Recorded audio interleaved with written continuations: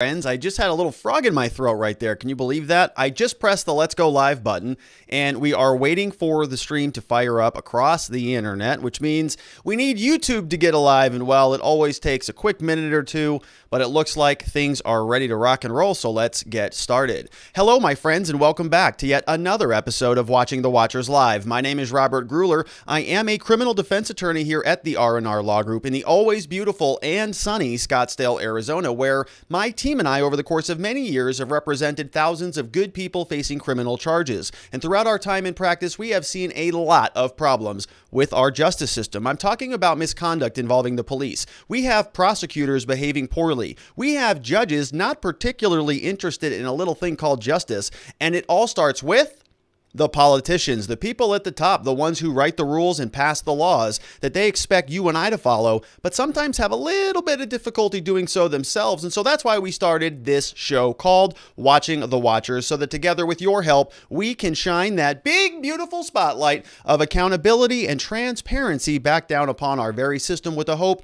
of encouraging some meaningful change. And we're grateful that you are with us here today to wrap up the week. It's a beautiful Friday, and we've got a lot to get into today. We're going to talk about Derek Chauvin. We're on day 10 of his trial, and there were some interesting rulings that came out from the court today from Judge Cahill. We're going to dive into it. We've also got another juror who made it onto the panel, so we're at 13. We got one left to go. And there's a lot still of runway left on this trial. And so we're going to break that down today. I've got several clips from the judge. If you remember, we've been talking a lot about the 2019 prior from George Floyd and whether or not that was going to be admissible in court during the trial. We talked a lot about, prior sort of drug use and a previous incident where he was taken to the hospital as a result. And so the judge gave us some inclination, or actually gave us a ruling on this, about how this is going to unfold in the coming weeks and months, potentially. So we're going to get into all of that. Then we're going to change gears. We're going to talk about an individual by the name of Maejor, who is somebody who is associated with BLM, Black Lives Matter, and he was very recently indicted by the federal district court, out of the federal district court for the Northern District of Ohio, for, let's say, mismanaging, for using $450,000 of BLM funds for personal endeavors. We're going to break that down. We have a copy of the indictment. We want to go through that, and we'll take a look at what actually happened there. You're going to see some tables and where this money went. There is an endless grift in this country, and it doesn't matter what side of the aisle you're on, whether you're with BLM, whether you're with Save America, whatever it is. A lot of people are generating a lot of money, and a lot of the time that money doesn't go where they say it's going to go. So we're going to spend some time talking about that. Then we're going to change gears yet again in our final segment of the program. We're going to talk about this Canadian father, goes by the name of Robert Hoogland, who recently surrendered himself to the Attorney General out of British Columbia for apparently misgendering his child. So there's a battle going on up there north of us where there apparently is a transition. This man's daughter is transitioning from, I think, biological female into a transgendered male. I don't know what language to use for that, but it's going from a female to a male gender, something going on there. And he doesn't want that to happen. And so this is a back and forth that's going on in Canada. And apparently because he was using the wrong pronouns for his daughter who is transitioning, the court didn't like that. And they held him in contempt, and they actually issued an arrest warrant for him. So got to break that story down as well. We've got a lot to get into. Before we do, want to give you a quick reminder. You can head on over if you want to ask a question or leave a comment about anything that we're talking about today. The place to do that is at locals.com. We have a group there called Watching the Watchers. The web address is watchingthewatchers.locals.com. Sign up, support the show, ask a question, meet some good new people, post some links, get engaged in the community. And we have a lot of fun over there. So it's over at watchingthewatchers.locals.com. There's a live chat that's happening right now where you can ask your questions. We also are not going to be doing a clubhouse today after the show. It is Friday, and can you believe this? But I actually have a social event that I have to go to. I almost kind of forgot what to do with those things because it has been so long, but Arizona's now opened up. There is a little thing that I have to go to, so I'm going to get out of here maybe a little bit earlier than usual. Just want to give you the heads up on that. All right, so let's get into the news. Derek Chauvin, day 10 today, the judge had some pretty significant rulings that came out of court early this morning. We're talking about Judge Cahill, and we now have 13 out of the 14 jurors who have been seated. So let's take a look at the board and see what the parties are looking like here today. No new faces that I saw in court as of today. I am going to go back through, though, And I'm probably going to have somebody here at the office help me sort of look through and identify all of the different prosecutors who were on the board, because we heard from the judge yesterday that something like 10 to 12 different prosecuting attorneys are now involved. I've seen several motions for pro hoc vice, which means they're bringing in attorneys who are not licensed in this state to come in and practice law. And so I think this is going to fill up pretty dramatically with some other prosecutors. And somebody told me that one of these guys was actually the attorney general, and then prosecutor Matthew Frank is just the assistant attorney general. So we're going to update a lot of this, but you will notice over here in the jury panel that we are now almost full. This is representative of the different demographics that I have identified this far. And today we added juror number 13, who is a white woman. We've got one person left. Of course, there's no jury selection happening tomorrow, so they'll be back on Monday to dive back in and finish out the panel. And so we're going to go through some of this this morning's early motions, because they're pretty important. I think they might actually have a significant impact on how this trial goes. I know that they will. So let's take a look here. This comes again from the Star Tribune. It says that Chauvin's attorney, Eric Nelson, motioned on Monday. We're going to start off with some of the less meaty comments from court that require some heavy lifting. This is the easy stuff. Today we're talking about, the first thing we're talking about is the motion to continue and the motion for a change of venue. So let's frame this out just a little bit. If you recall, earlier on, I think last week, it was last week, maybe the week, whatever, there was a $27 million settlement that the Minneapolis City Council, or Minneapolis City Council awarded to George Floyd's family that happened right in the middle of jury selection. And Eric Nelson said, hey, this is biased. This shows that the government itself is prejudiced against our client. And so what we need to do is ask for a continuance. We need to push this thing out another 6 months or 9 months so that anybody who's been sort of in close proximity to this case has time to forget about it, so that it can sort of dissipate from their minds. There'll be another thing that pops up and they can let the volume go down a little bit, let some of the tensions dissipate. And so that's one. We want a continuance. We want to just bump it out. So the judge ruled on that. The other thing that the judge ruled on was whether or not a change of venue was appropriate. So rather than having the trial in this city, can they just pick it up and move it to a different part in Minnesota so that it is less prejudicial? Remember that they're right in the middle of the city where this entire incident happened. And of course, the tensions are going to be high there. It's going to be on the cover of every newspaper, on every radio station. You're going to see every restaurant or even just shop that you go into that has a television is probably going to be covering the trial. And so, these people who are on the jury panel or who are even working on the trial, they are in sort of the midst of a turmoil in their city. And so the next thing that Eric Nelson wanted to do was say, well, we're going to take it out of the city. Let's just remove it here and take it someplace else where there's less prejudice. And so the judge was ruling on those today. We're going to start with those. Those are easy things to kind of get through. Chauvin's attorney, Eric Nelson, motioned on Monday to postpone the trial and move it to an unspecified county because he felt the settlement had unfairly tainted the local jury pool. Surprise development occurred a week into Chauvin's trial, right in the middle of jury selection.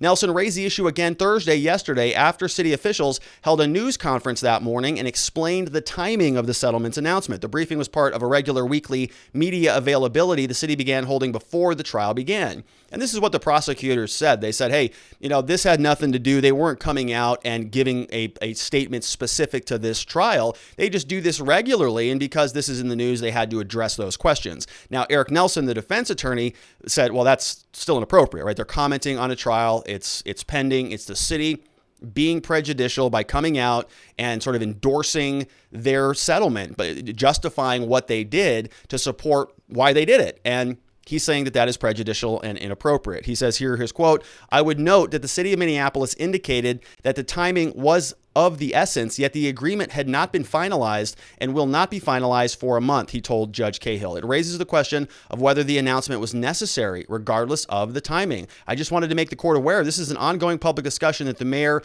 and the city are engaging in." So they announced it, but the agreement was not finalized. So why didn't they just announce it after it had been finalized? Is it because that they had the intention of interfering with what was happening here? I don't know. That's what Eric Nelson had to say. So he was using that as justification to move the trial into a different city, a different county, or to ask for a continuance. Here is Judge Cahill, who is issuing his ruling on it, denying both. Now, as to the motions for continuance and for change of venue. The purpose of a change of venue is to ensure that the defendant has a fair trial by an impartial jury. The same is true as the basis for the defense's latest motion to continue, with the hope that as time passes, people forget some of the pretrial publicity. Unfortunately, I think the pretrial publicity in this case will continue, no matter how long we continue it. Perhaps some of it may, with time, be forgotten by people. And as far as change of venue, I do not think that would give the defendant any kind of a fair trial beyond what we are doing here today. I don't think there's any place in the state of Minnesota that has not been subjected to extreme amounts of publicity on this case.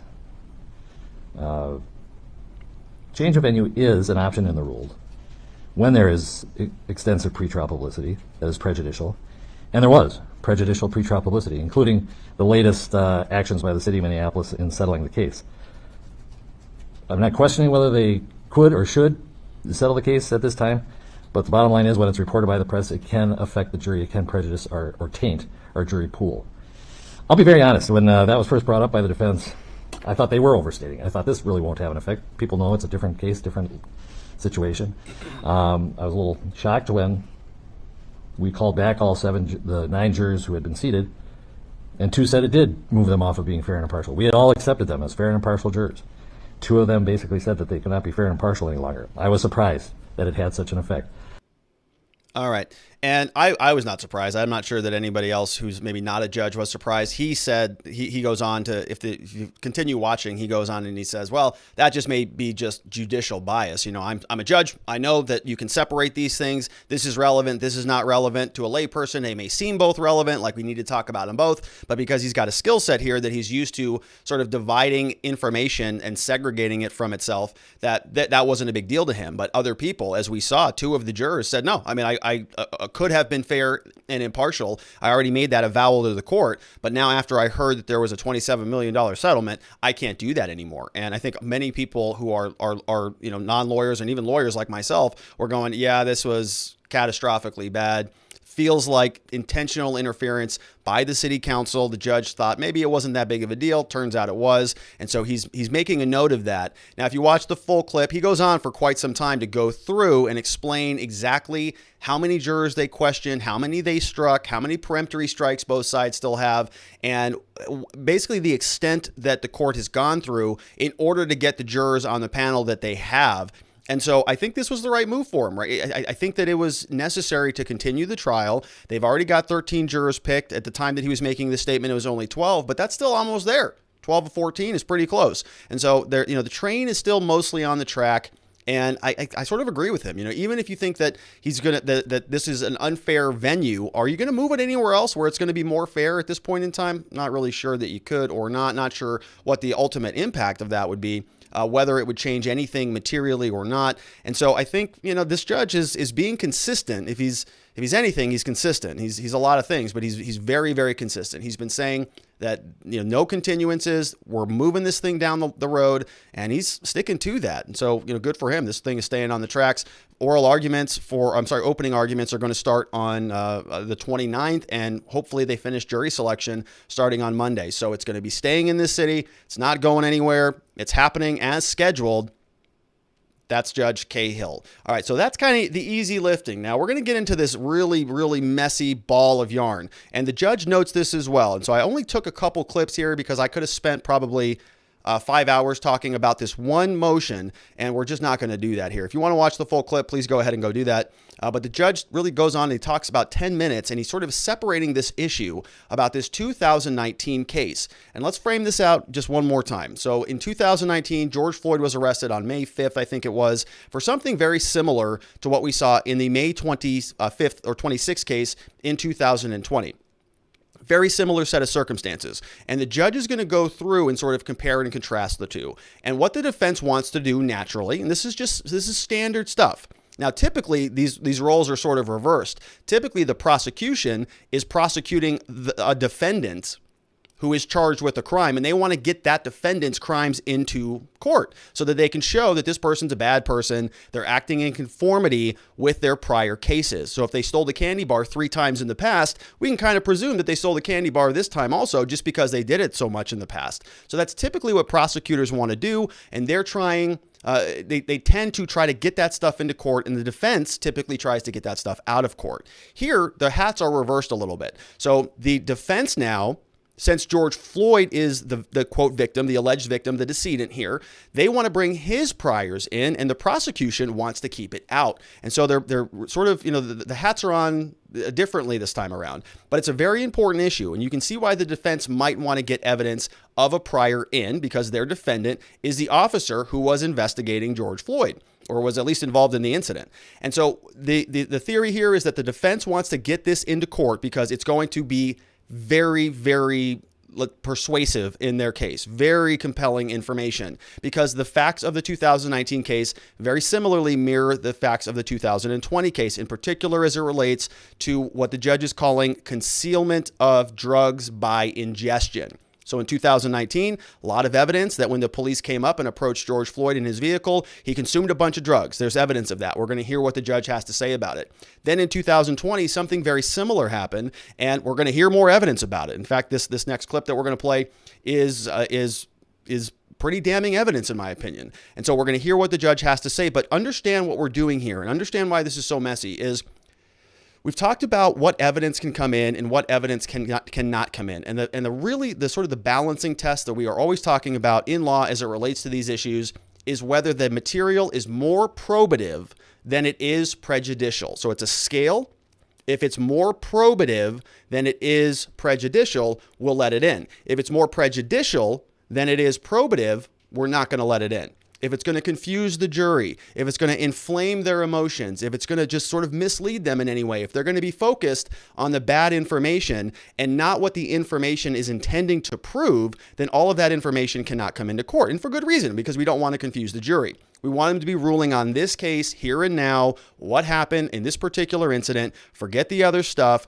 If it's relevant, if it's probative, if it goes to the underlying issue in this case, we'll let it in, as long as it doesn't overly prejudice the jury, confuse them, inflame their emotions, and what have you. And so the judge right now is dealing with what I think is a very important fact in this case for a defendant, that maybe George Floyd did have a proclivity or a modus operandi where anytime that he was approached by law enforcement, he would just consume whatever drugs were on his person or chew them up and spit them out or make them unsort of identifiable using his body to just dissipate the drugs. And so if that was something that did happen, and that it did, apparently, according to the judge and according to the evidence that we're going to hear, that is, in my opinion, relevant to how he acted in this case. But it's also highly prejudicial, clearly, because you do not want the jury to come into court and say, oh, he did that in 2019. Well, we can just presume he did that in 2020. That's not fair at all, because you can't presume that.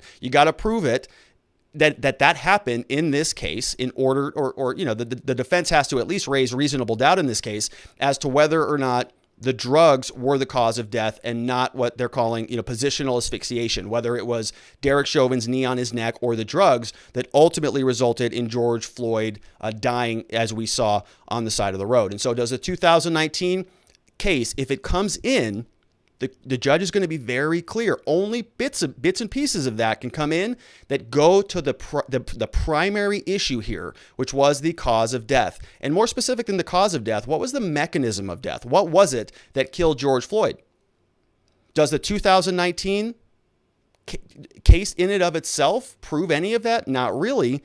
But because of his prior heart condition, because of some of the same indicators here of last-minute drug ingestion or last-minute concealment, if that did happen in this new case, or even if it happened in the 2019 case and it caused heart problems or hypertension or any of the atherosclerosis or any of the other issues or ailments that he was suffering, it might be able to be probative as to the medical ramifications of the 2019 case. And so you can see here, we're just sort of unpacking the layers of this onion. It can get very messy. The main takeaway here is that the judge is going to let some information in and some other information has to be precluded. And he sort of split it right down the middle, as many people were predicting.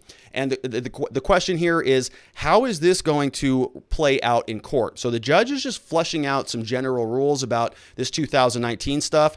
This, in my opinion, is not a good decision for the prosecution. The jury is going to hear some of this evidence, and I think it's pretty compelling. We're going to see how this ultimately fleshes out in court. But the judge is just laying some framework right now. He's laying some ground rules. And as the judge is going through this, if you watch the whole thing, he goes on for about 10, 15 minutes on this topic. But he's also sort of working through it. I think he's got it all written out, but he acknowledges that they're going to issue a formal memorandum on this stuff. They're going to write this down. They're going to document it. He's giving his oral ruling, but this is complicated. He's going to flesh out, I mean, literally, what portions of the body camera can come in from this second to this second, what statements can come in, what lines of questioning, what words that were exchanged back and forth from all of that incident. And even beyond that, what can psychiatrists and psychologists come in court and testify about? Because the main question is, does it go, when we're talking about whether evidence can come into court, we have to ask ourselves, what is the purpose of that evidence? Why are we bringing it in here? If we're just bringing it in here to make George Floyd look like a drug addict who gets arrested by the police, that's not a good reason. That's not probative of anything.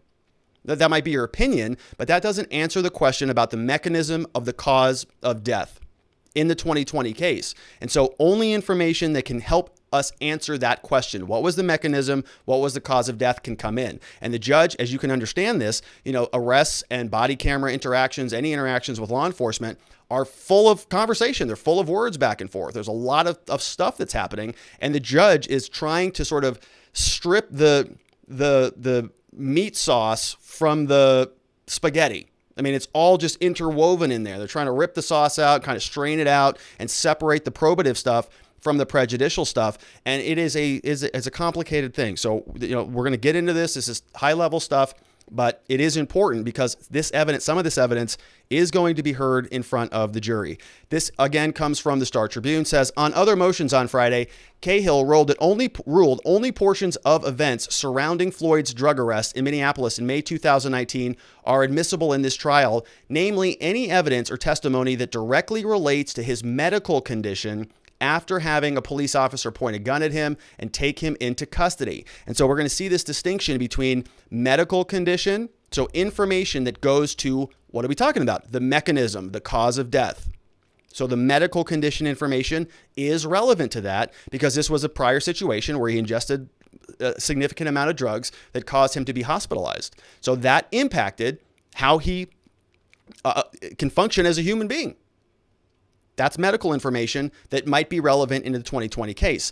But other information cannot be admitted. Not to be admitted, the judge said, is anything about his emotional behavior, such as calling out for his mother, something he did in both encounters with the police. He also blocked Floyd being something. So they didn't finish their article there. The judge said he will allow the trial the admission of a portion of the body camera from the 2019 arresting officer. Floyd's blood pressure results at the scene, again, because that is medical information. The body camera from the arresting officer will show the potential ingestion of the drugs. And they're also going to look at a suspected illicit drug pill in his car and his statement to the paramedic for the purpose of her diagnosis. And so this is a very interesting sort of exception to the rule. Typically, statements that are made out of court are considered hearsay.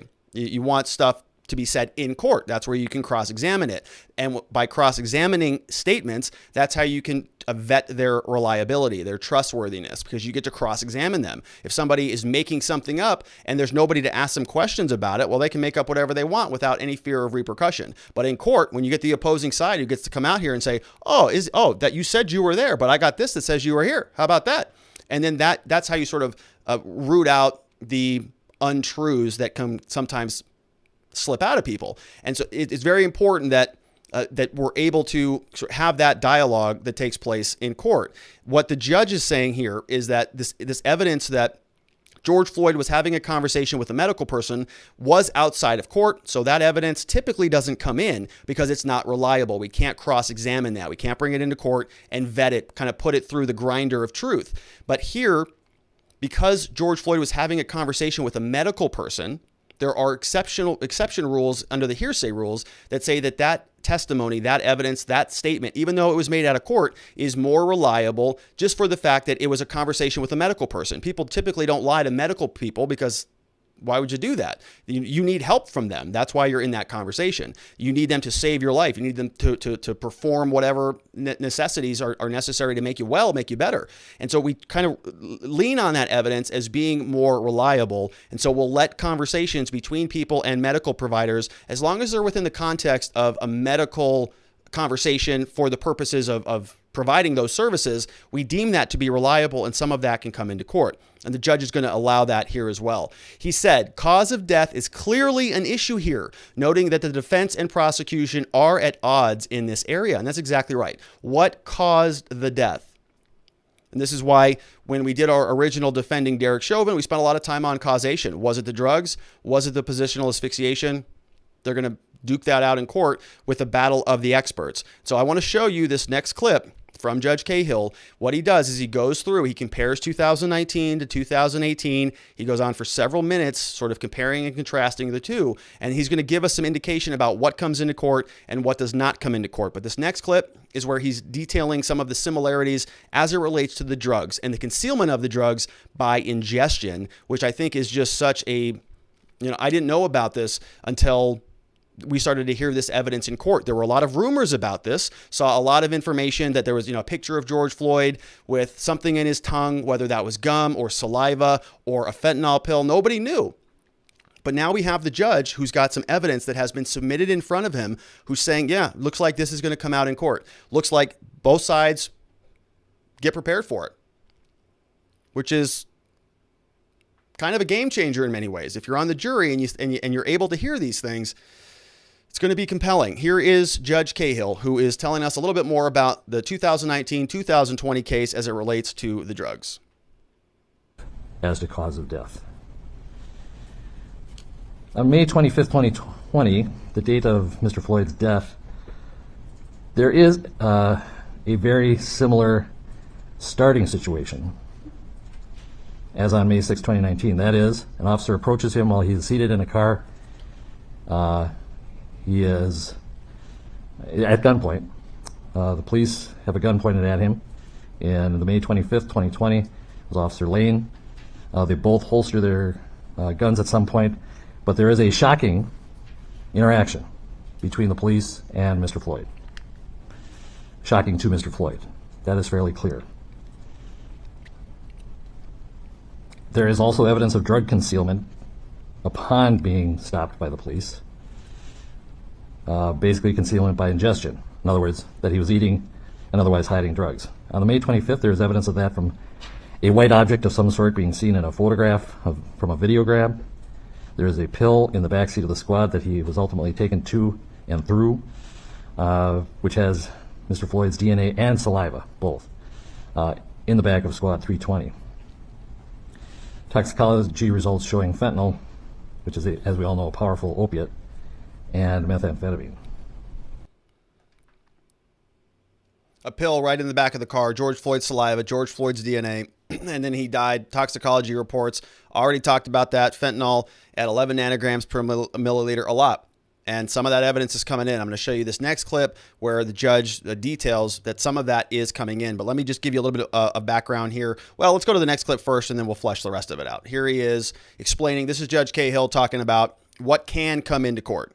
So what we have here, what I'm going to allow, is a portion of the videotape of the one officer from the time he approaches the car until Mr. Floyd is out of the car and handcuffed. And I apologize, I don't have a timestamp, but it's very clear that there's a shot of the back of his shirt. He's wearing a black shirt. At that point, he's been handcuffed. That's all that would be admissible.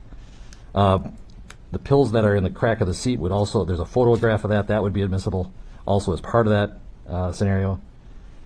And then the blood pressure and Mr. Floyd's statements regarding that were made for purpose of that medical diagnosis. The whole point here is we have medical evidence on what happens when Mr. Floyd is faced with virtually the same situation. Confrontation by police at gunpoint, followed by a rapid ingestion of some drugs. We don't know exactly how many, but there was an admission that he had done it at the time of the stop. That is medical evidence. So we don't have the benefit of on-the-scene medical vital signs on May 25th. So the May 6th, 2019 case is relevant only to that extent.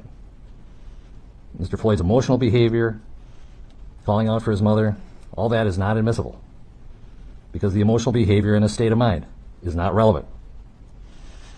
The May 6, 2019 evidence is only admissible for the limited purpose of showing what Mr. Floyd's, as an example of Mr. Floyd's bodily reaction, his physical symptoms upon being confronted in almost the exact same situation. Yeah, so this evidence can only come into court for medical purposes. None of the other stuff is probative, whether he was calling out for his mother, whether the judge goes on, he says that there was a situation in 2019 when he was taken back into the hospital. The medical doctor said something like, well, you might have a heart attack. Even the judge said, no, that can't come in because it's hearsay. She can't be cross-examined about it then, but if she did come into court and testify about it, then that would be permissible because, again, she can be cross-examined. So, we're going to have people from the 2019 case, it looks like, who are going to come into court and testify about that for a couple different things. Number one, what did that do to George Floyd's body? If he ingested a bunch of drugs, he was hospitalized, his blood pressure was through the roof. The judge talked about that. Some of that medical information can come into court, but the other stuff cannot. Anything about him getting violent in the hospital, all of that stuff is just too prejudicial, and it doesn't answer the question, what was the mechanism or the cause of the death? What was it that failed in his body? Was it his trachea because he couldn't breathe because of the positional asphyxiation, or was it his body gave out because he had a heart attack from an overdose of drugs? And what information from 2019 will help us answer that question? So the judge is really going to, decipher this. As I mentioned, he does go on and he says, we're going to delineate all of this out in a memorandum that both sides are going to have. And so when we get that, we'll be able to take a look at it. But again, this is sort of predetermining the rules. This is like before you step onto the football field, you sort of flesh out the rules, but you don't know how the plays are going to go. You don't know what's going to happen when you step up to the line. You know what your offense is running, but you don't know what the defense is running and whether that's going to cause a problem or whether somebody's going to try to do something that violates the rules. That's why you get a penalty flag. The referee says, nope, not allowed to do that. So that is very likely to happen in this case. We're going to hear a lot of objections. We're going to hear a lot of correcting the records, because this is a little bit of a minefield. It's like kind of navigating through a maze a little bit. The judge is going to be watching both sides, and the attorneys know what to do. They know what the rules are. They know what they can get into and what they cannot get into. But what about the other witnesses? What about the expert witnesses? What about the people who come into court? The attorneys are going to have to prep them and make sure that somebody doesn't blurt out something that the judge said could not come into court. If they do, that's a big problem. The judge is going to have to correct some of that record. And so while it may be easy for attorneys to sort of, and it's not easy, by the way, for attorneys to sort of play by those rules because there are so many of them in a case like this that has so many different issues, you might just forget about one, or you might think that you heard a rule one way, or the judge, a new issue pops up that the judge didn't like. And so it can be very, very tricky. And those are for lawyers, not even for lay witnesses or for expert witnesses even who don't have a lot of experience testifying. So the judge is kind of splitting this down the middle. I think that ultimately this is a big win for the defense. I think that the fact that they can talk about anything from 2019 is a win for them. I think the prosecution today is not going to be happy about this ruling. We'll see if they do anything about it on Monday, renew any motions, or try to offer anything else and get the court to reconsider some of this stuff. So it's warming up. The temperature is warming up here, and we haven't even started opening arguments yet. So let's take a look at the jury. We're going to transition. Number 13 made it to the panel. This is who she is. With those motions settled, it was back to jury selection Friday morning. A 13th juror was chosen. A woman who has worked in customer service. She said she is an animal lover, especially dogs. Attorneys on both sides questioned her about volunteering on behalf of the homeless and a concern for affordable housing. She said she saw the off-mentioned bystander video of Floyd's arrest and wrote in her juror questionnaire months ago, quote, "This restraint was ultimately responsible for Mr. Floyd's demise." Then, that said, she pledged under defense scrutiny on Friday that she could presume Chauvin innocent, as the law requires her to do. The prosecution saw the woman as having a fairly favorable view of the police after she said that if a suspect is, quote, not listening to what the officer's commands are, obviously something needs to happen. So we've got something here indicating that potentially Chauvin's hold on him caused his death, but maybe that some of that hold was justified because he wasn't listening to the officer's commands. Says here, she was more critical of the criminal justice system once cases move into the courtroom, saying, you have a better chance of proving your case if you have a private lawyer than if you have a public defender. Wow, she's being mean to the PDs. And there are instances when innocent people are convicted. I agree with that. So, kind of an even-handed juror. Somebody on both sides. A white woman we know, suspected to be in her 40s, I believe. And so we're still sort of piecing some of this together. Here's what the panel looks like. You're going to notice now that the panel got a little bit whiter today. We've got 1, 2, 3, 4, 5, 6 people of color, which means we've got 7 white individuals who are on the panel. And we talked yesterday about the demographics over in Minneapolis, and we're going to see whether number 14 makes it an even split or whether this jury panel is, we're going to leave it at that. How about that? All right, so here are the demographics. This is what it looks like on the high level. Still missing number 14, of course. We don't know what number 12 does. 50, she is in her 50s. She's said Floyd not completely innocent, but excessive force is also bad. Customer service, dog lover, individuals in her 40s, female, and white. So this is the demographic snapshot. Let me move myself out of the way there. We got one left to go. We'll see how that works out. So let's take some questions over from our Locals platform, watchingthewatchers.locals.com if you want to ask a question. We got Woodworking Medic in the house. Says, Robert, how is it fair that the prosecution has 1,000 attorneys and Chauvin has Mr. Nelson? To me, the jury will look at that and say maybe no one wants to help Chauvin because he's guilty. That on top of the $27 million settlement seems like the final nails in the coffin. Well, Woodworking Medic, I think that this is just standard operating procedure for defense attorneys. We're kind of used to being a David versus Goliath situation. It's typically solo lawyers or small law firms. We're a small law firm compared to some of the big law firms that have thousands of lawyers in there. We're very small compared to them. And so, we just have the resources that we're able to muster up. We go against the big government that has billion-dollar budgets and hundreds of prosecuting attorneys, not to mention thousands of other support staff, all of the different law enforcement individuals, not private investigators, government investigators, detectives, and just, layers on layers of bureaucratic support that defense lawyers don't have. So I think Eric Nelson's cut for the job. I think he understands how this works. He knows what he's doing, and he seems to be very competent to me. So from a capability perspective, the way that this works is apparently the police union has hired Mr. Nelson, and so they're going to be supporting and funding the defense. And I don't know how that works. I don't know what the intricacies of that are. I don't know whether Mr. Nelson does not want any help or whether he is asking for help and he's being denied it, or whether he thinks, I can handle this. It's a kind of simple causation case. And I looked at his bio, and he's done a lot of DUI work, and so he's probably very familiar with toxicology and how to use expert witnesses. And so, I kind of like the David versus Goliath situation. And to me, it kind of makes me feel like the government maybe doesn't think that they have a good case here, because they really are sinking a lot of resources into it, knowing that every little minor detail is necessary in order for them to win. That's just speculation. I don't know. Here is Pinky number 2, says, Rob, what's the chance the city wants the case moved? What's up, Pinky? I think that the chance is 0. I don't really think that they want it moved at all. I think it happened there. They want the resolution there. They've already got the court set up. They already have all of the security apparatus installed. They've got barbed wire and chain link fencing and concrete barriers. And so they're basically set up to keep this thing moving forward. And it sounds like they are. Judge said no to a continuance. News Now Wyoming says, I found it interesting that the second juror today said, after they heard about the settlement agreement, it cemented their opinion that Chauvin is not guilty. I found this interesting because it is opposite of what we have heard the reaction so far. Any thoughts? Yeah, so I think the prosecutor was touching on this. He was saying that he wasn't sure which way that it cuts.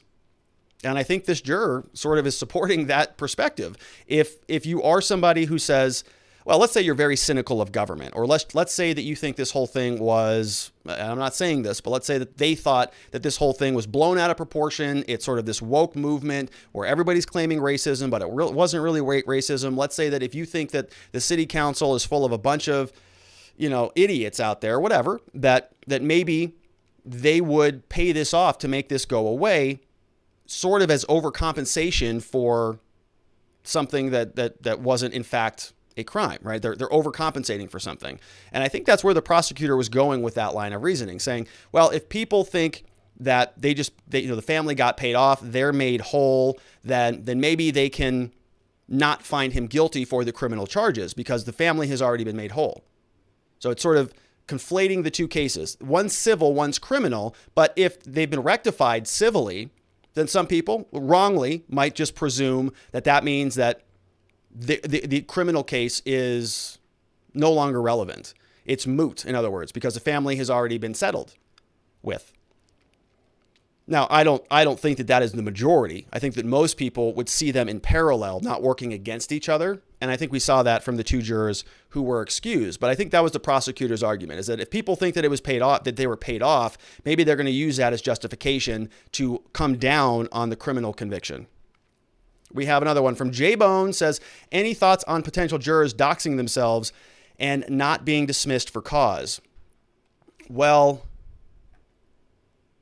I'm pretty sure that the judge gave them some pretty strict guidelines on that. Now, the judge did say, I didn't see this yesterday, but apparently yesterday he said he was going to release more information about them. And we were having a conversation about this on Clubhouse yesterday about whether the judge was talking about giving the press and the media more information about the jurors, maybe ages, demographics, or some other information from their jury questionnaires, or whether he was specifically going to be releasing their names. And I just can't imagine that he's going to be releasing their names in the middle of the trial. That seems totally off the wall to me. I don't know why he would do that, because the pressure of society would come to bear on them. And so that didn't make much sense to me. But if the jurors, outed themselves, then I think the judge might, that would be a catastrophic problem. That might, warrant a mistrial or something like that. I don't think that that's going to happen. I think that they're going to get a very stern talking to. They're going to take an oath. They've already been, sworn in during their initial questioning. And so hopefully that doesn't happen, because that could be a whole different can of worms. All right. And then the last question before the next segment said, Rob, if you were on the judges panel for the final round of Miss Nevada, could you vote for a black transgender contestant? Is that prejudice for black or transgender people? I'm not going to answer that question. All right. I'm not going to be it's not going to be a thing. Right. And all that's going to do is just anger probably everybody. And even the fact that I'm not going to answer that question is probably going to anger a large part of people. So we're just going to leave that one alone. Thank you, though, for trying to needle me with that. That's a fun one. So a black transgender contestant for the final round of Miss Nevada? Want to know? Too bad. We're not answering that. All right. So next question, or next segment, let's change gears. Recently, a Black Lives Matter former Facebook account holder, I don't know how closely he is connected with them, but he was collecting a lot of money on their behalf as part of a 501c3 organization called Black Lives Matter of Greater Atlanta. This individual, who goes by the name of Maejor Page, was arrested for moving around, let's say, using $450,000 of those funds for his personal use. He's been indicted now out of a court out of the Northern District of Ohio. And so we got to take a look at this story. And I've got a lot of problem with people who get out there and start grifting off of important causes. As you may know, I'm somebody who supports criminal justice reform vehemently.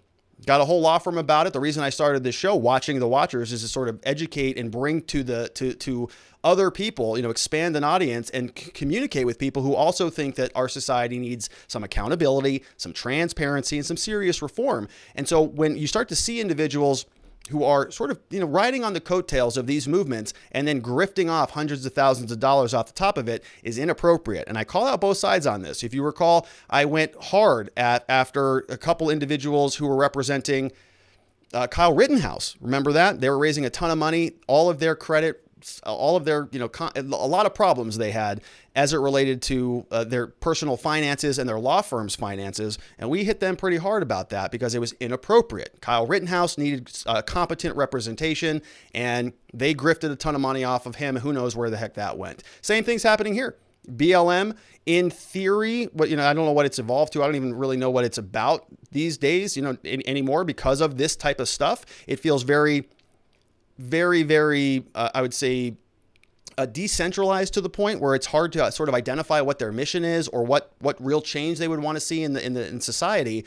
And it's because of this type of stuff that I think is going on, that they just cannot sort of come up with a unified, cohesive theme about how they can be impactful in this country. So let's dig into this story. This is from thedailycaller.com. It says a federal grand jury in Cleveland, Ohio charged Maejor Page, whose real name is Tyree Conyers Page, with 3 counts of money laundering and 1 count of wire fraud, according to the DOJ press release. Indictment set forth by the government alleged that he created a 501c3 Facebook account titled Black Lives Matter of Greater Atlanta. He allegedly used the account to defraud individuals of more than $450,000 after the tax-exempt status was revoked by the IRS, according to a press release that we can see here. The U.S. Attorney Office from the Northern District of Ohio released this today, Friday, March 12th, says, oh no, that was last week, Friday, March 12th said, Toledo man charged with using BLM of Greater Atlanta Facebook page to defraud donors.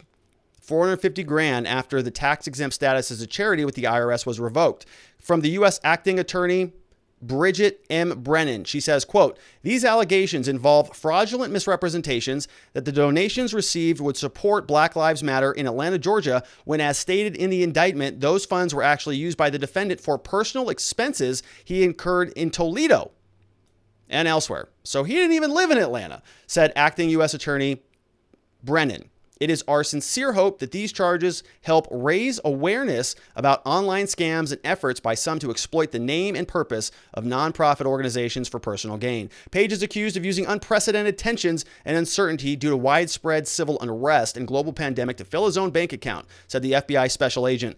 Page allegedly purchased homes, traveled, and spent other people's money to buy luxury items for himself, all on the backs of hardworking people believing they were donating to a worthy cause. The FBI will continue efforts to root out fraudsters who victimize our fellow citizens for personal gain. The indictment states that from in or around May 2020, which is right around the time Floyd died, as we recall, May 25th, to on or about September 25th, the defendant devised a scheme to defraud donors, allegedly devised a scheme to defraud donors by falsely representing that donations to his 501c3 organization would be used to combat racial and social injustices, when in truth, the organization was no longer an established charity.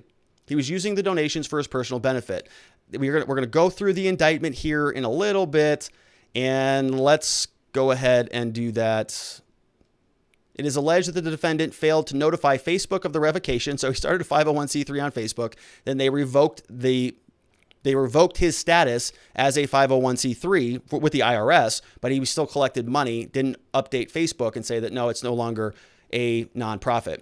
To create the false pretense that BLM GA was a legitimate social organization, the defendant routinely made posts on the public Facebook page about social and racial issues, including those in Georgia. In addition to falsely representing itself as a legitimate nonprofit organization, the defendant is accused of using the handle to privately communicate with other Facebook users and falsely represented that donations would be used to fight for George Floyd and the movement. As a result, over 100 people donated through its Facebook page.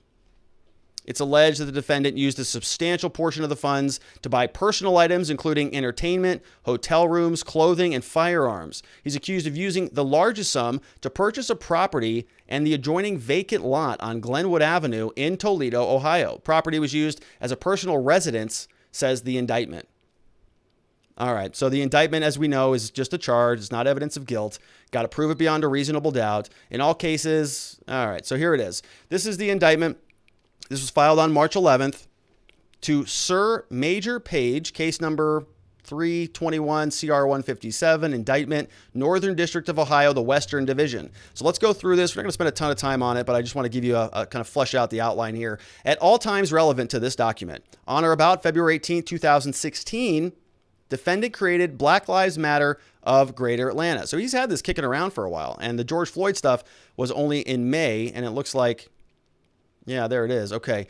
On or around March 2016, he registered a 501c3 called BLM of Greater Atlanta. So he actually did form a 501c3, which is interesting. On or about August 8th, 2017, IRS approved it. Based on the information, Facebook allowed him to appear on the platform.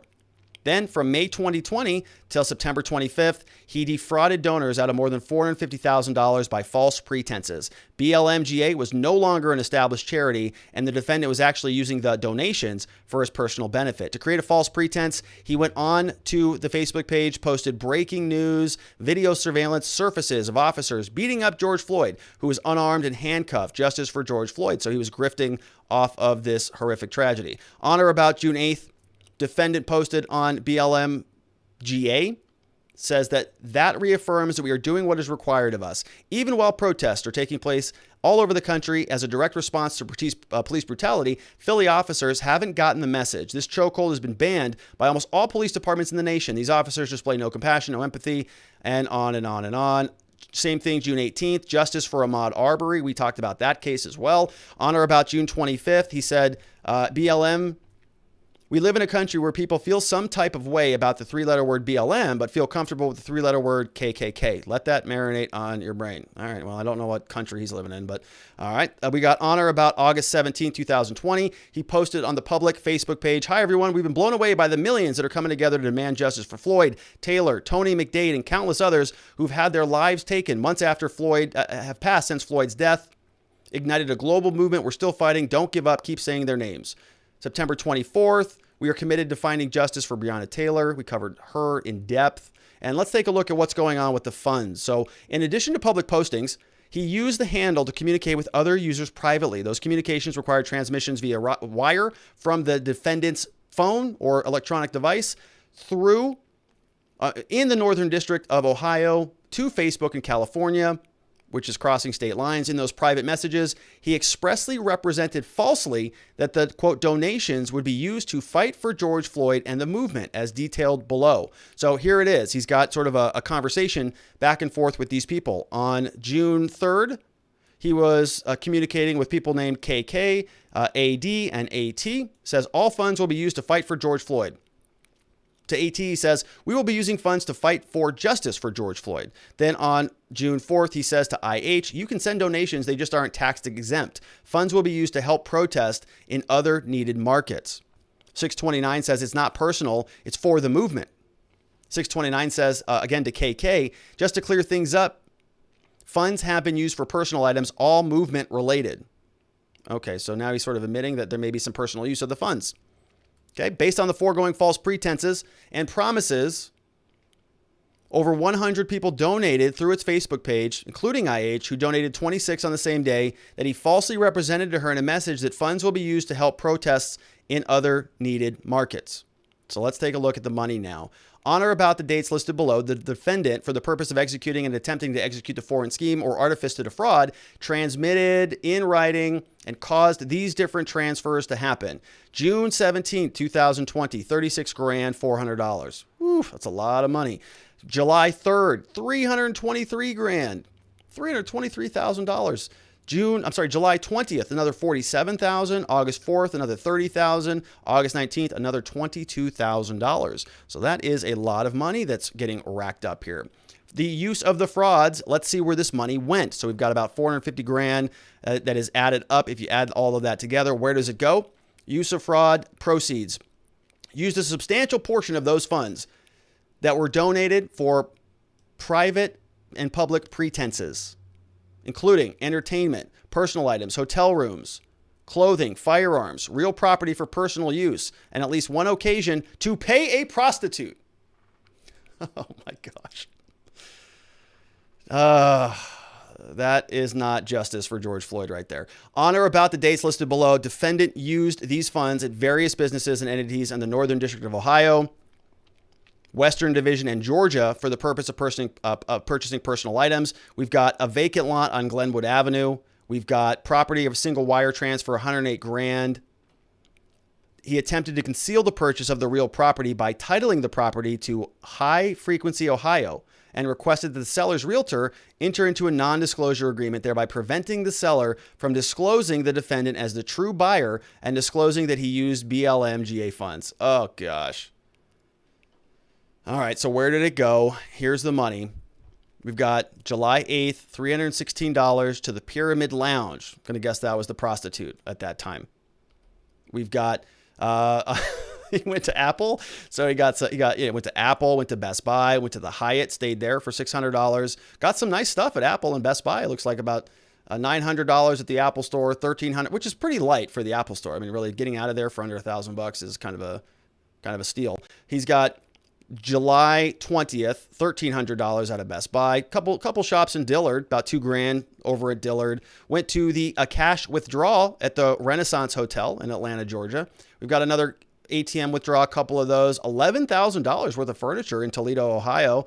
We've got another $1,000 for furniture. Almost $3,000 for a Home Depot. Once you get that furniture, you need to sort of get some tools and stuff to put it all together, I guess. You got Walmart. About $3,500, a lot more than that, a lot of money. So maybe $10,000 at Walmart, another $700 at Towers Armory. So now he's buying guns, $700 for that. Comes back on September 8th, drops another $2,200. So he's getting some good stuff over there for that. All right, here are the different counts, factual allegations as set forth. Between these dates, he was devising a scheme or artifice to defraud. We've got that. Executing or attempting to execute the scheme through his writings and posting on the Facebook accounts. Count 2, money laundering. Count 1 was wire fraud. Count 2 is money laundering. Factual allegation says he involved in a wire transfer of the $108,000 from the account to the title for payment as real property. So count 2 is all about the money laundering. So he's actually manipulating the money, throwing it into a false title, and then making them sign non-disclosure agreements about it. And he's all doing that through wire transfers of $108,000. Count 3, another money laundering. What's this one for? Monetary transaction. So same thing, $10,000, $108,000. So it's a different account, it looks like. Count 4, another money laundering, $10,000, so $11,000 from a different account. Wire fraud.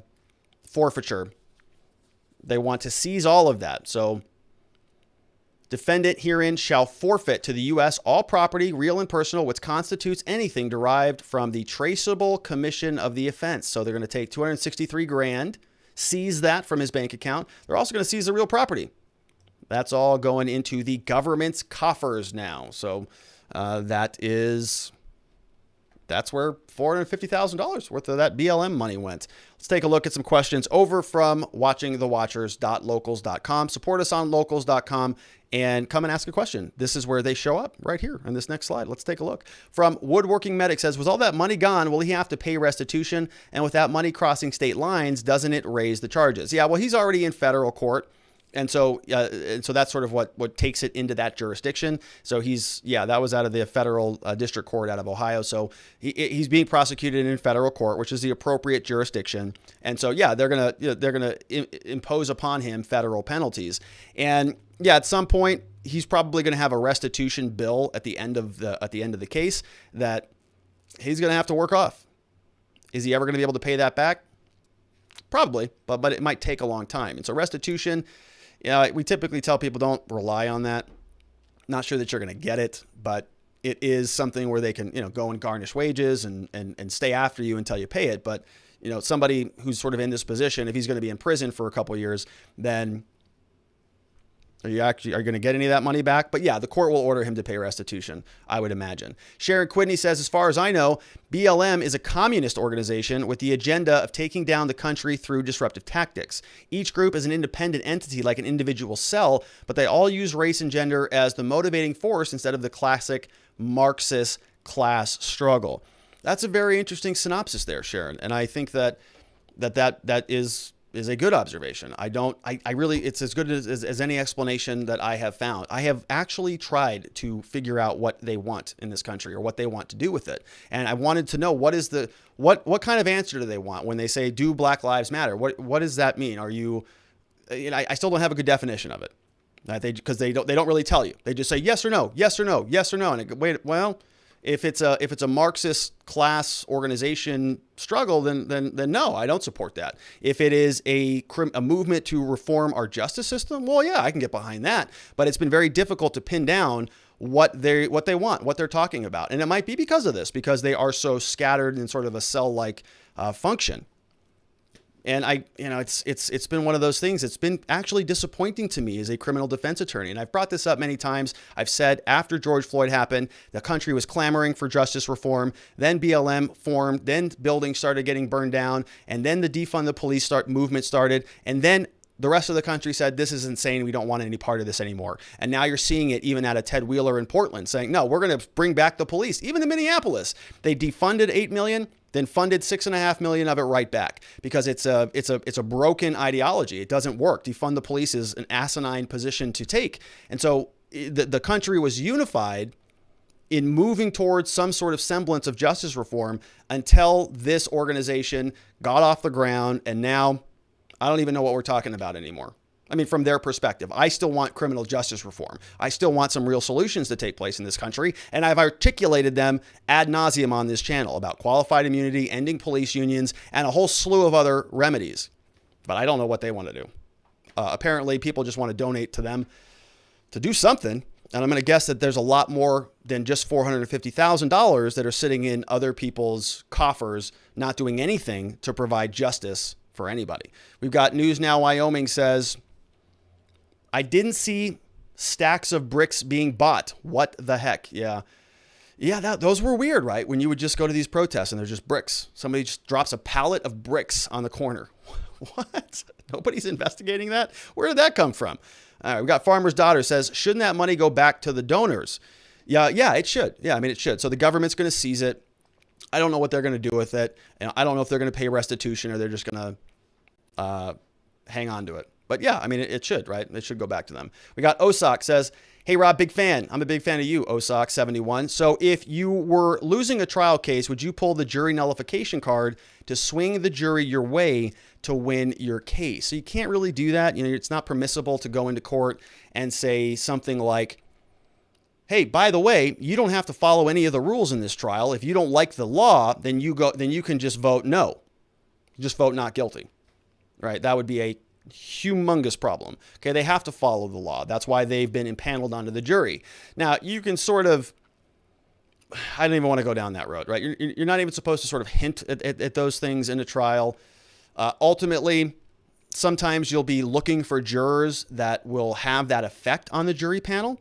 So let's say you're in you're doing a drug case, a drug trial, where somebody's being prosecuted for possession of prescription drugs. Right, somebody who was taking, I don't know, Xanax or something like that, and they're on trial, and you have the possibility of selecting a jury panel, and you could have a bunch of middle-aged moms with children who are scared to death of their children having drugs, and they think that drugs are the worst thing in the world, and they think that anybody who's even near them should be prosecuted and imprisoned for life. Do you want them on the panel? No.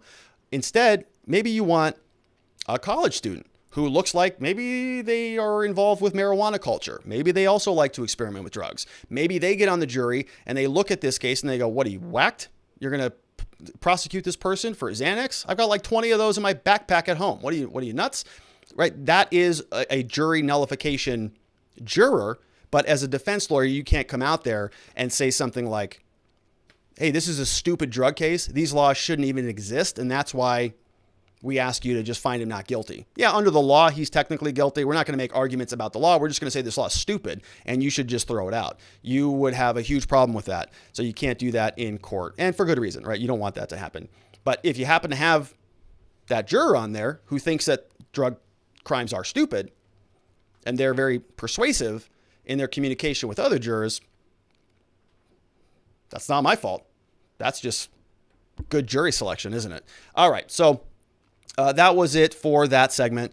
Let's change gears and wrap this one up. All right, so we're going international today. So in Canada, there is a new story that is very interesting. It is about a father, goes by the name of Robert Hoogland, is how I think I say his name, who was put in jail after referring to his biological child as his daughter. Your head might be spinning right now. What are you talking about? Well, we're going to break down this story. So this article comes over from the Post Millennial. It says, there's a man in Canada who can only be alluded to as he who shall not be named, Robert Hoogland. For the sake of natural justice, it is important to speak his name. He is now Canadian state's prisoner of conscience. The warrant was issued by a judge after the arrest of a father after calling his biological female child his daughter and referring to her with the pronouns she and her. He was found to be in contempt of court. He is the father of a gender non-conforming biological female 14-year-old who identifies as transgender and prefers the use of male pronouns. Hoogland has repeatedly called this person his daughter, though the court has forbade it. So the courts in Canada apparently are getting involved in these things now for a 14-year-old. All right. So on Tuesday at 10 a.m. Vancouver time, Hoogland surrendered himself to the court in response to the Attorney General of British Columbia's warrant for his arrest for contempt. He was arrested and jailed. The warrant was issued by Judge Cahill on March 4th, 2021. The father opposes the child's undergoing, quote, gender affirmative medical procedures and has stated this opposition again and again. In the hope of saving his child from irreversible harm, she's 14, the Canadian medical system, the legal system, and the child's mother press ahead with social and medical transition of the child. Hoogland gave several interviews to several Canadian commentators. The broadcasts were suppressed by digital platforms. He was threatened with contempt of court proceedings. What kind of father would I be if in 10 years she's detransitioning and she asked me, why didn't you do anything to stop this? None of you stuck your neck out for me back then, he said. Canadian state has taken a drastically wrong turning by institutionalizing transsexual medical procedures for children, then imposing draconian constraints on free expression to conceal the full horror of what is being done. It seems unwilling to consider the implications of the decision in Keira Bell versus Tavistock in the UK. In December, in the UK, the High Court handed down the decision in Keira Bell's judicial review of the state's gender identity clinic in Tavistock. It held that children of 16 and under were incapable of giving informed consent to puberty blockers. The clinic had known for 9 years that puberty blockers were ineffective for psychological distress and harmful to physical health. It chose to keep that information from patients, public, and apparently from the court itself. Oh, wow. All right. So here we have a 14-year-old transgender boy applies for protection order to restrain his father, CD, from publishing or speaking and giving interviews about this case or about AB's personal and medical information. So this is in the Supreme Court of the British Columbia. This was back on April 15th, 2019, entered. We have a protection order. And listen, I do not practice law in Canada, in Vancouver. So we're just going to sort of go through this with that full understanding.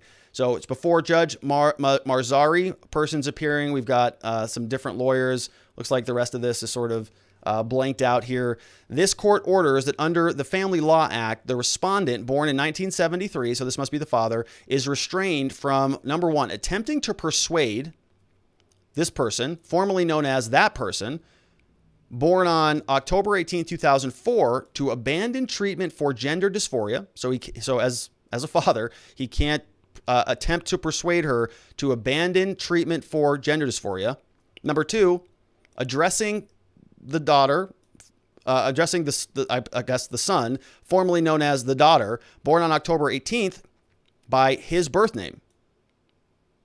So they have to use, I'm sorry, okay, so he is restrained from, so let's back this up. So number one, he cannot attempt to dissuade her from going through the gender dysphoria treatment. Number two, he is restrained from calling the son now by his birth name as the daughter. You can see why this is getting a little confusing. Formerly known as blank, as a girl or with female pronouns. So cannot use the birth name, which would have been female, and cannot use the pronouns as a girl or with female pronouns, either to her directly or to third parties. So the court is telling this guy what pronouns he can use in Canada. Oh my gosh. This court orders that under section of the Family Law Act that this person, the father, born on 1973, shall not directly or indirectly through an agent or third party share information or documentation relating to the child, formerly known as the different gendered child, born, share information about sex, gender identity, sexual orientation, or mental or physical health status other than the following: his retained legal counsel. Wow. Retained counsel for the child. And the name respondents in the petition, they're filed at Vancouver. Okay, we got medical professionals engaged, cannot get information about it, or any other persons through written consent, without written consent of this person. Wow. Wow. Okay. So the court orders under the Family Law Act that there is that this person, respondent, shall not authorize anybody else other than his own retained counsel to access or make copies of files. Protection orders expires on April 15, 2020. It's probably been extended, of course. Any peace officer having jurisdiction who has reasonable and probable grounds to believe that the respondent is in breach of these terms may immediately arrest that person and bring him to the judge of the Supreme Court to be dealt with. Signed off by the deputy in Canada, apparently, this person.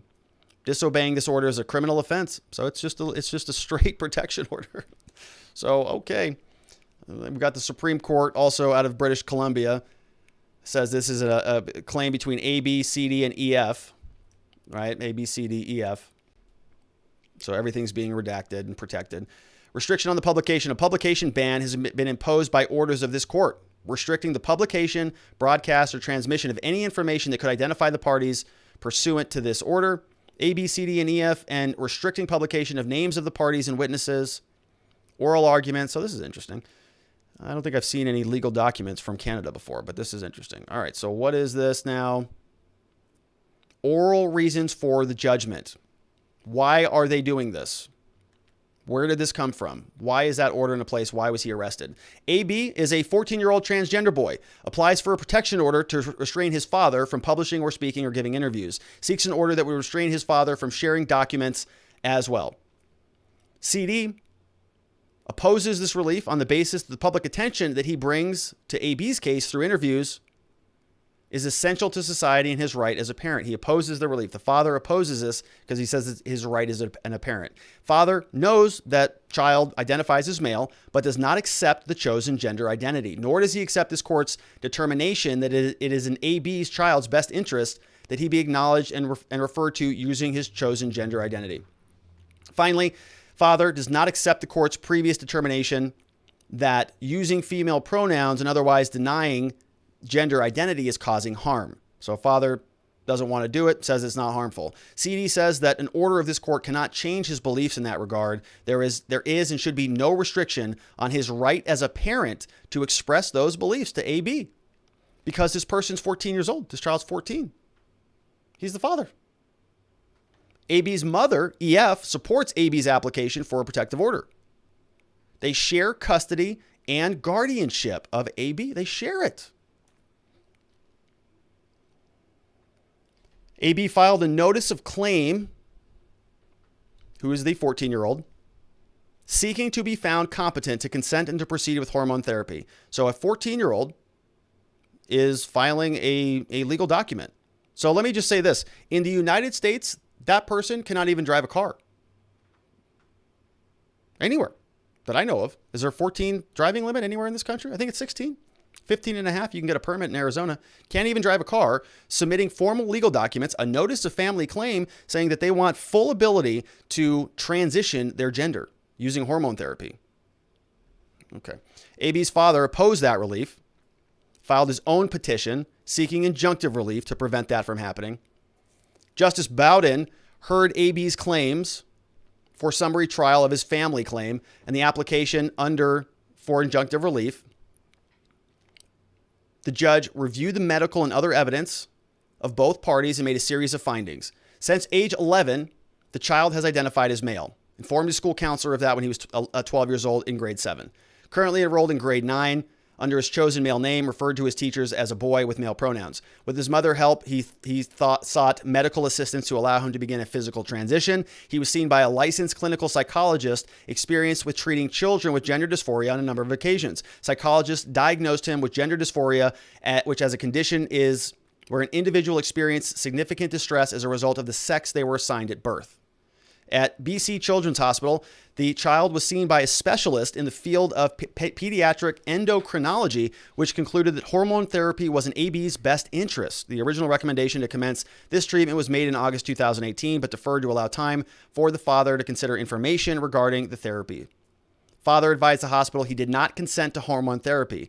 On December 1, 2018, Child's treating pediatric endocrinologist wrote the father regarding the recommended hormone therapy. The letter stated that parental consent was not required due to the child having the capacity to consent due to the Infants Act.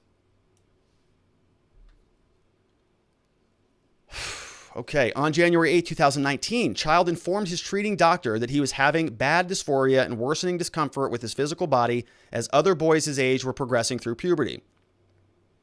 Child informed it he'd attempted suicide in March, which is terrible. Child's doctor concluded that he was experiencing ongoing and unnecessary suffering. Gender-affirming hormone therapy could improve his gender dysphoria and other comorbid mental issues. Delay in the provision of treatment was not a neutral option. He'll be a greater risk of suicide, said the doctors. Psychiatrists in the mental health department met with AB, concluded that the child had the capacity for informed consent and for testosterone treatment.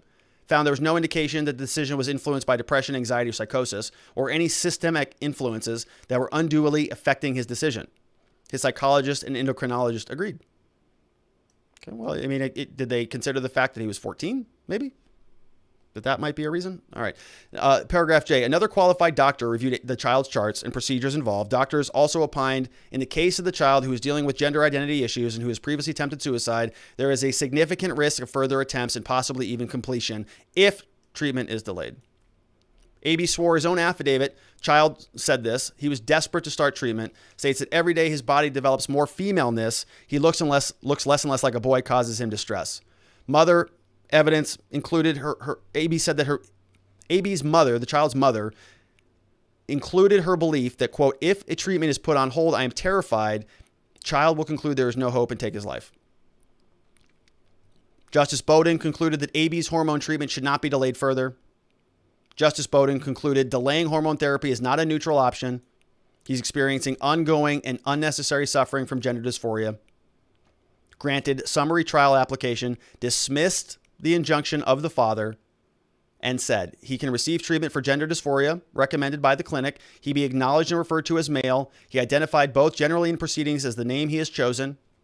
It is declared under the Family Law Act that he's entitled to consent to medical treatment for gender dysphoria, permitted to bring this application under the Family Law Act, and paragraph C, attempting to persuade AB to abandon treatment for gender dysphoria, addressing AB by his birth name, referring to the child as a girl or female pronouns, whether to him or directly to third party, shall be considered family violence. Oh my gosh. Child is permitted to apply to change his legal name, permitted to apply to change his gender. Okay.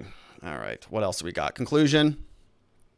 Protection order that AB is seeking essentially prevents the father from committing acts declared to be family violence. While the existing order identifies what is in AB's best interest and identifies certain conduct as family violence, it does not expressly require CD to refrain from doing acts that cause harm. He wants the father to not talk about this stuff publicly. Father has and continues to publish and share AB's personal information. In this case, personal information is related to the gender identity. Furthermore, people and organizations that the father chooses to share his views with are those that AB views as fundamentally opposed to his right to choose his gender identity. I find that CD's sharing of the private information has exposed the child to degrading and violent public commentary. CD still continues to support media organizations that post the commentary. Father is using child to promote his own interests, making the child the unwilling poster child. I find that that this conduct puts the child at risk. Father's attempts to anonymize himself do not immunize him from any culpability. The child is harmed by the fact that his own father appears to be publicly rejecting his identity, perpetuating stories about him. Father has not been deterred by the child's request, even by this litigation. While I accept that the father does not agree with AB as to what is in AB's best interest, he has been irresponsible in the manner of expressing his disagreement and the degree of publicity which he has fostered with respect to the disagreement with the child. I find that the child is highly likely to continue to be exposed to family violence if an order under this is not made.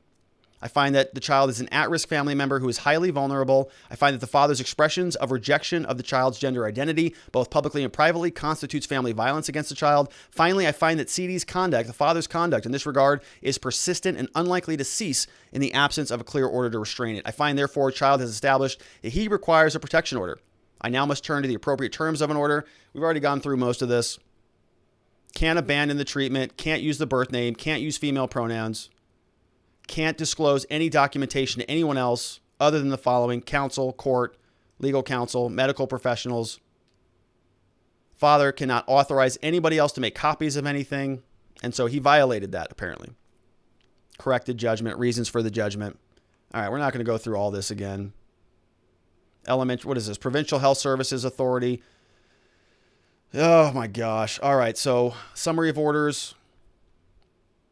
All right, a lot of the same stuff. So this is British Columbia father fighting medical transitioning of a 14-year-old child. Fundraising, raised $32,000. The far left issued an arrest warrant on Thursday. I will be turning myself in on March 16th. I am fighting the far left based on civil disobedience defense. I'm now back in court for a 5-day criminal trial that will last at least 5 days from April 12th to the 16th. That trial could land me in jail for up to 5 years for speaking the truth about state-sponsored child abuse. FYI, I'm blocked from sharing any videos at this time that oppose the sterilization of children. Please watch the video. I was finally able to post. I am Canadian. Parent this documentary. Robert Hoogland. All right, so I guess if you want to support that gentleman, you can do that. Let's take a look at some of these questions over on locals.com. Watching the Watchers is the name of the group. First up, we've got Jen McClellan says, I can't believe a father gets arrested for calling his daughter a daughter. Do you think they would be able to do that here currently? So I am not a family lawyer. I actually have no desire whatsoever to practice family law ever in my life. It's not a fun field to practice in. Pretty gnarly stuff. And I don't know. I don't know how that would work here. I can't imagine that. I mean, the right to parent is a pretty fundamental right. The U.S. Supreme Court has considered that in our constitutional law, that it's very fundamental. And even adverse to other relatives like grandparents. There's a case law that I remember reading in law school where I think that the grandparents who were clearly better parents were trying to terminate a parent's rights. And the court said, no, you can't do it. Sorry. Yeah, we know that the parents are losers. We know that they're terrible for this child, but their rights, they're parents. You don't get to sever those. And it was one of those cases that kind of didn't feel like a just outcome, but you understand why they felt that way or why they ruled that way, because it is a fundamental right. But this is a conversation now between two parents, and they have disagreements about how to raise their child. So how would that work in family court, in juvenile court? I don't really know. But I do know that arresting a father for that seems to be overkill. And apparently in Canada, he's facing 5 years if he goes to trial for this, for using the wrong pronouns for a 14-year-old child. And I think the question is that the only treatment for that child? Is it only solvable with a transition? Or is this something that is, when you're 14, you're confused about everything in this world, right? Everything is a mess. I was 14 one time. So were you probably. Maybe some of you not yet. But you know how traumatic it is to be a teenager. Okay, kids are cruel. You have no idea what the hell's going on in the world. Your body's changing. You're like, what the heck is happening right now? It's not a comfortable time. And this is a pretty big decision. I wonder, we didn't see much about it in the court documents, but did they try other things? Or is that a bigoted thing to say? I don't know. Maybe it is. All right, next question. We got Sharon Quidney. He says, okay, I suppose a medical doctor would be jailed as well for pointing out her XX genetic composition or any medical condition that pertains mainly or mostly to women. Breast cancer, ovarian cancer, or perhaps refusing to give tests for prostate cancer. Yeah. And I know that they're leaning a lot on suicide rates, but aren't the suicide rates for people who do successfully transition abnormally high also? So if they're worried about suicide, is the treatment something that's going to also preclude that? Because the last I had read, I think those suicide rates are very, very high, abnormally high relative to other people in society. Croc1 Alpha says, the forced use of pronouns in C16 is exactly what Jordan Peterson has been saying for 6 years and brought him into the public discourse to begin with. Yes, I know. I'm a huge Jordan Peterson fan. Do you know where I heard about this story? Jordan Peterson. And I think it was Jordan Peterson, somebody who follows Jordan, whatever. Jordan Peterson is outstanding. I am still reading his new book right now, Beyond Order. I just bought a whole slew of copies, and I'm handing them out around here at the office. I'm not even done reading it yet, and I posted this on Twitter a couple weeks ago. I'm like a fourth of the way into the book, and I've already had now 3 or 4 existential crises, just one right after the other. What the hell am I doing with my life? Why am I acting this way? Why am I living that way? Why do I say these things? Why do I do those things? And I'm trying to figure it out. So as much as I love Jordan Peterson, he is a huge pain in the ass, because every time I read his work, it takes me so long to get through it because it's so dense. There's so much wisdom packed into every single syllable. And I know a lot of people don't like the guy. I know a lot of people think that he's this racist, patriarch, maniacal alt-writer. I don't see that at all. I see this as somebody who is speaking real truth to people. And he's a clinical psychologist. Okay, he's dealt with a lot of people who've been confused when they were in their teens and beyond. And maybe he's got a different perspective on how we can help these people who are having these issues, these suicidal ideations. Maybe there are alternative explanations for it that don't require pumping a 14-year-old who is not even aware of who can't even drive a car in the States, from permanently changing their body. And they're going to jail the father over that. All right, so we got Ma Fox in the house. Says, I think you need to think of this case more in the lines of how reasonable it is for a father to reject a potentially life-saving treatment for their child, while multiple medical experts suggest inaction could result in death, such as for some reason your politics is against excising a cancerous tumor, for instance. I think this needs to be explored in that mindset more so. And I understand that perspective, Ma. I understand that you might have some medical doctors who come in and they have an opinion on certain things. And in this case, I can understand why that might be their conclusion. But I just think that right now, the father has a pretty important say in how they raise their child. And I'm not so sure that this is universally accepted treatment for a 14-year-old child. That's all. I don't know. Maybe you're 100% right. Maybe this is the right thing to do medically, but to take that decision away from a father is a whole different ballgame. To have the medical doctors and to have the courts and to have the government essentially come in and tell you how to raise your child, that is a very, very dangerous thing in my opinion. Now, you can have a lot of medical doctors who say that you should raise your child a certain way. That happens all the time in this country, right? Stop shoving fast food down your kids' throats. Okay, well, everybody keeps doing it. And so, we're turning into this situation now where you've got other people telling you how to raise your own kids who are 14. This isn't an 18-year-old or 21-year-old person. This is a child. There's a sacred bond between a parent and a child. And when the government interferes with that, I don't like that. I don't like that at all. And I understand your perspective, and I understand how you might make that argument that this is in the best interest of the child. But that is the government taking that decision away from a father. And this father might be a lunatic. I don't know. I don't know this guy. Sounds like maybe he might be turning this into a political cause. And I don't endorse that either, right? I don't think that they should be using the child as a political prop one way or the other at all. But when the government gets in there and interferes and literally arrests a father over this stuff, well, that's a little bit tricky. We've got Boom Boom for Love says, hey, Rob, excited to finally join. I've been watching you since the election. I shared the 12 steps with you too. Awesome. Good to see you. Thanks for being here. As a professional myself, I know how hard it is to face the demons and come out on top. So congrats. My question is, I went back to watch your previous video on Floyd. It seems you had some adamant opinions that have maybe changed since then. And my question is, what changed your mind? Thanks, and keep up the good work. So Boom Boom, it's a good question.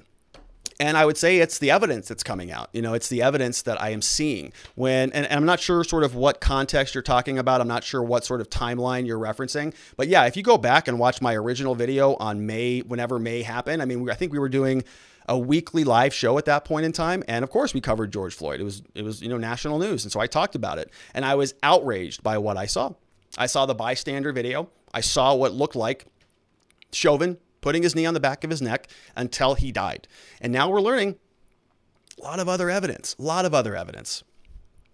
And so the evidence changes your opinion on things. Okay, I'm not going to be somebody who is going to be married to a particular ideology. I'm not going to pick a side and champion that cause. I'm going to try to take every single thing that comes in and analyze it appropriately. And if new evidence comes in that changes my opinion, I have no problem changing my opinion. I'll go back and say, yeah, well, I had one opinion. I'll change my opinion from an hour to an hour, from a minute to a minute if new information comes in. I got no problems with that. But a lot of people, they like to bundle themselves politically. They like to sort of jump into one particular ideology and live there.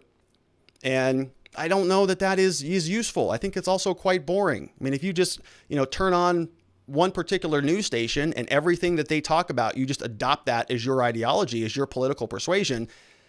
Are those your opinions or are those their opinions? And so, yeah, I mean, historically with George Floyd, I thought this was an open and shut case. This was clearly a case of police brutality. I've covered a lot of it. I've seen a lot of it. When we see the other side of the video, when we see the officer's body camera, and then we see more evidence that is coming out recently. And I would say my opinion also on this has changed probably within the last 2 weeks. Because of this evidence, because of this 2019 case, looks a lot like this 2020 case, because of this 2020 case, also has evidence that there were drugs in the back of the vehicle that has Floyd's DNA and his saliva on it.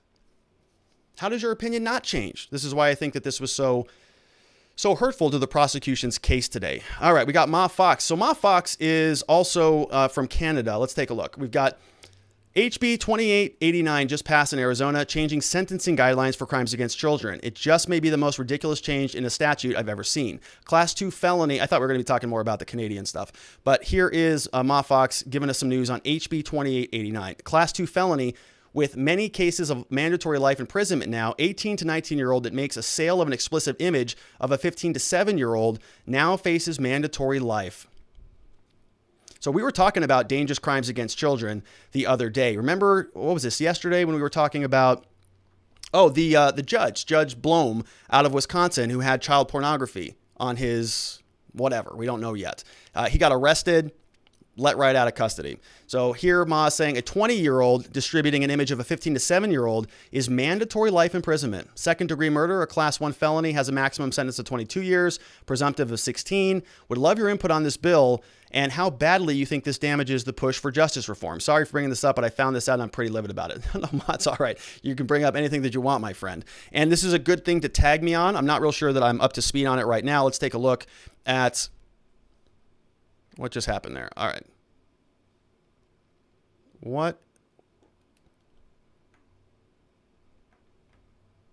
is going on here? All right. So,